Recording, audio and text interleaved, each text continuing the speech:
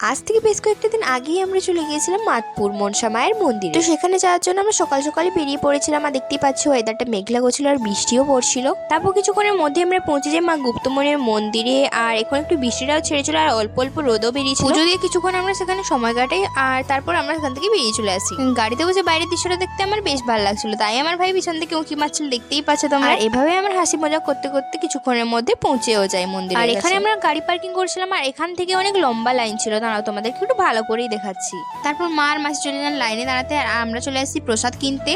তারপর আমাদের প্রসাদ কিনে আনার পর আমরা চলে আসি একটু লাইনে দাঁড়াতে, যেহেতু মাসি আর মা চলে গিয়েছিলাম একটু হাত পা ধুতে। আর মা আর মাসি তারপর আমরা চলে গেছিলাম একটু মন্দিরের কাছে। আর এখানে বেশ জায়গাটা একটু ফাঁকা ফাঁকাই ছিল, কিন্তু সেখানে গিয়ে আমি একটা জিনিস দেখলাম যে যাদের হয়তো মান্যত রয়েছে তারা পুরোহিত বা ব্রাহ্মণ দিয়ে পুজো করা ছিল, কিন্তু নর্মালি সবাই নিজেরাই পুজো করছিল সেখানে।